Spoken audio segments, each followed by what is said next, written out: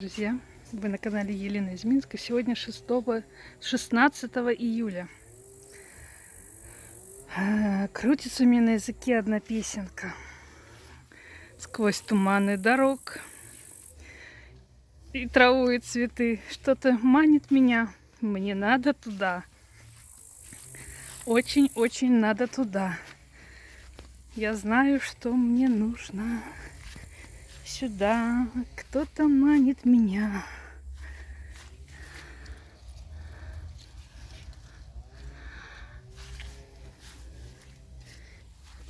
Прямо так манит.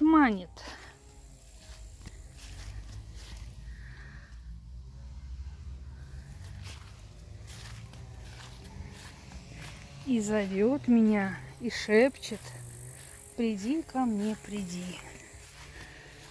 Ну как же я к вам не приду? Те тоже манят меня.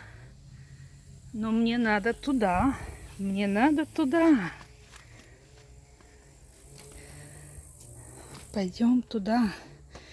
Что-то ж манит меня. Но я тащу вас с собой. И вот что манит меня.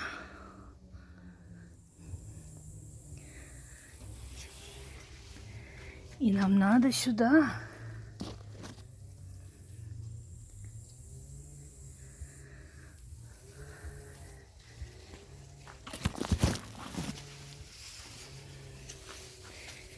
И вот такое сюда меня зовет.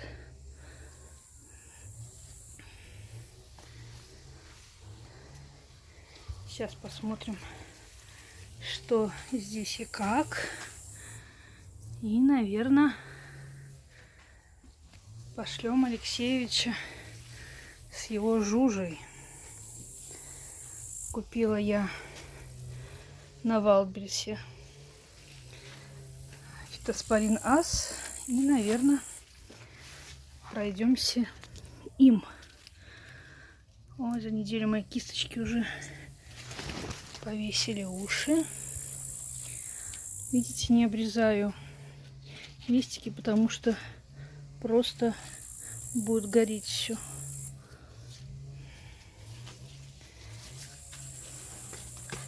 И здесь уже есть что снять.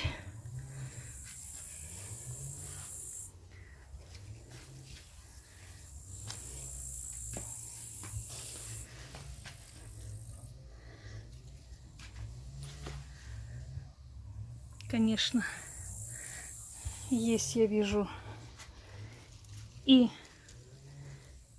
пересорты, потому что с одного кустика, то есть два кустика одного сорта, а смотрю, разные висят. Есть вот такие. Когда буду снимать спелые потихоньку, буду описывать. Вот видите, как ведут себя по-разному. Я уже пробегалась, тут смотрела. Вот, выходные, видите, уже кисточки налились нижние. Надо убрать листья, открыть плоды. То есть в выходные у меня будет большая стрижка. Вот такие.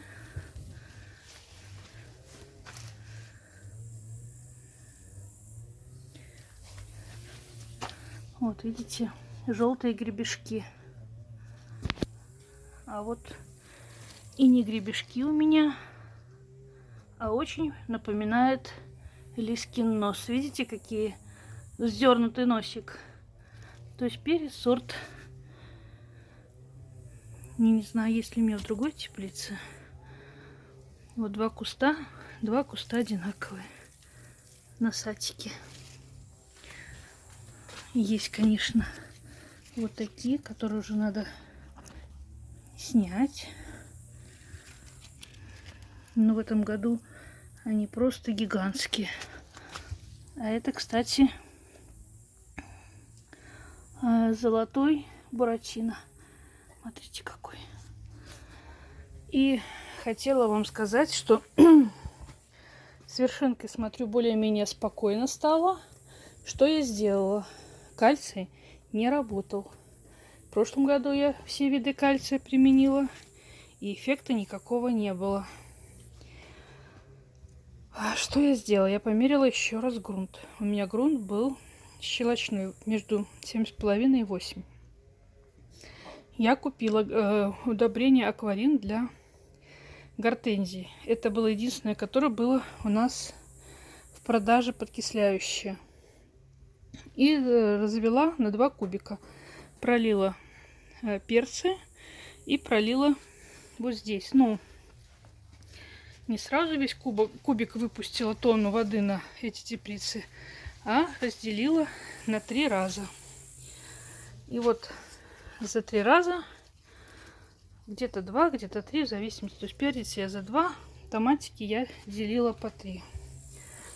Вот они у меня, смотрю, перестали. То есть вершинка есть, но не такая уже ярая, как была.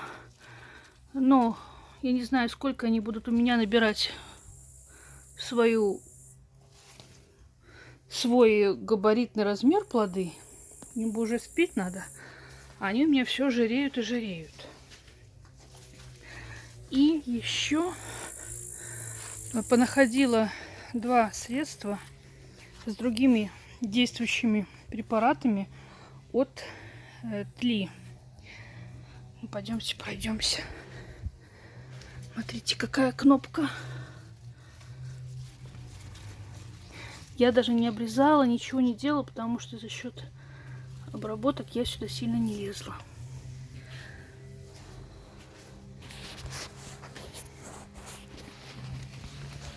Смотрите.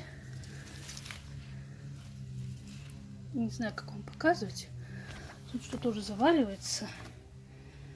Что-то надо подвязывать. Что-то я уже подвязала. Что-то у меня уже больше метра. Биокил не сработал. Авермектин, по-моему, там, или аверсектин не сработал. Видите? Актара держала. Тройчатка держала. А биокил не сработал с тройчаткой. Поэтому здесь придется применить другие действующие средства. Сейчас он, видите, начал уже спеть. Он желтенький. Нашла с коротким сроком ожидания. Смотрите, какие красавчики. Он даже сломался. Видите? Ну ладно. Даже убежал здесь. И у меня, кстати, я видела, здесь уже был крот. Я видела ход крота. Все-таки он нашел мои перцы. Ну, что поделаешь. От жары он, видите, печется. Я не навешивала здесь ничем. Вот такой у нас красавчик тут тоже. Все, что делаем пока что. Прополки. Убрала всю мульчу. Подкормки, потому что все это бедолагам тяжело, конечно. Ну и здесь, как обычно. Кстати, по луку эксибишену, это мой первый год. Ну, по-моему, пока что очень даже неплохие луковицы. Учитывая то, что они у меня были под заморозки попали, ну, то есть под холода, потом засушливость. И я пришла к выводу, что как их во что лучше садить. Самая идеальная рассада была это в цветочном горшке. Обычном, высоком, мелкими порциями, который больше, там, наверное, сантиметров 15 он в высоту был. И с перевалкой в теплицу для доращивания. И все-таки на первых порах им надо дуги, чтобы все-таки сохранить тепло, влагу, потому что, конечно, им досталось от нашей непогоды.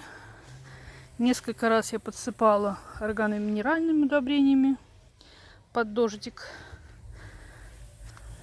Тут вот я досаживала из того, что было в магазинах. И все-таки только на эксибишн я ставить не хочу. И смотрите, от наших дождей идет грибковая. То есть если сейчас не обработать орданом, ревусом или еще чем вы там обрабатываете, если вы перо не кушаете или кушаете, можно и какой-то триходерм, но я не знаю, у нас каждый день дождь, каждый день льет дождь. Земля не просыхает даже на вот этих грядках. Вот. И от такой влажности болеют даже огурцы. Но вот обработала, немножко их остановила. По крайней мере, на макушках ничего, почище. И покажу вам.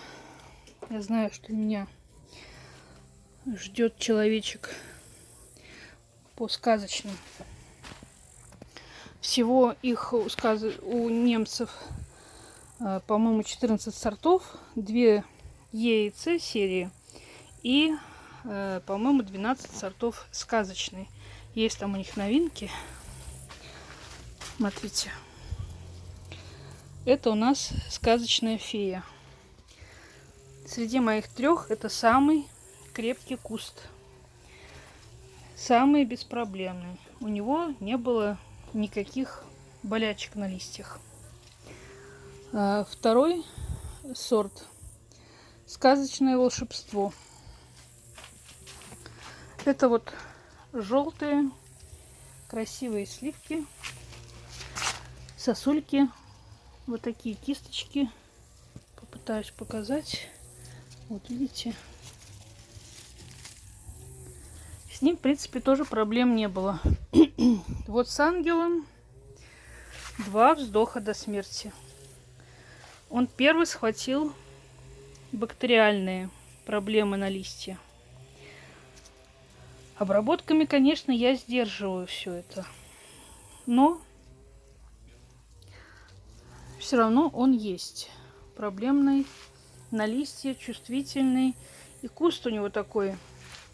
2 вздоха, говорю, до смерти. Он завершковался вот где-то, наверное, 1,20 м. Ну, считайте, 1,5 метра. И сам завершковался. Хоть я его старалась сильно не посынковать, потому что самые плоды вот на этих кисточках. Ну, а дальше у меня здесь сидит сливка гурман. Вот такая тоже. Здесь ему, конечно, он в углу зажат. Ну, в принципе нормально. Тем более, что здесь я все высаживала позже всех. Когда уже все было. Видите, есть и здесь эта тля. Кстати, она переползла на улицу, как сейчас парниковый эффект.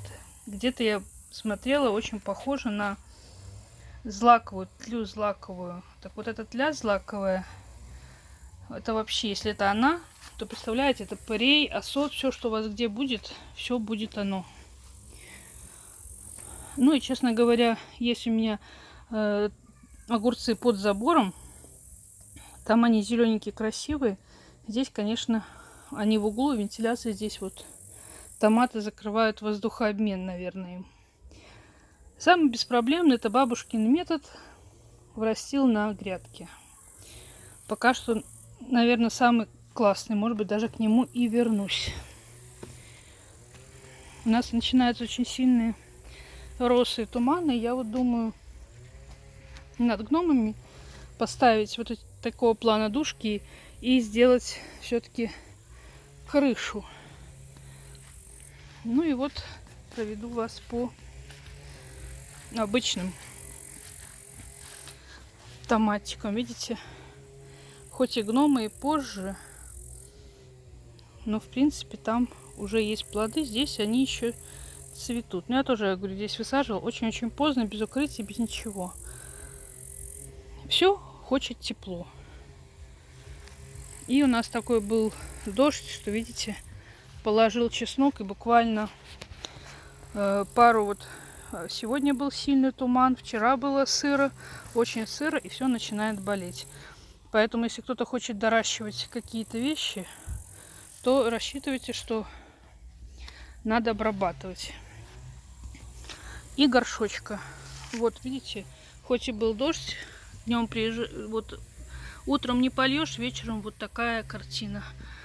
Вот тоже надо полить. Вот это ацтеку, сейчас он уши повесил, хорошо видны плоды. А вот это пиндолина оранжевая.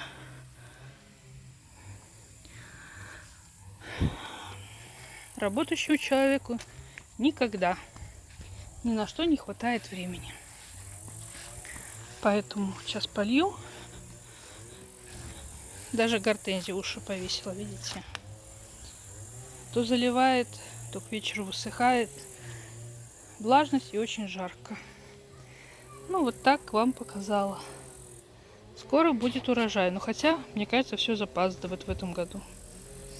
Все, пока-пока.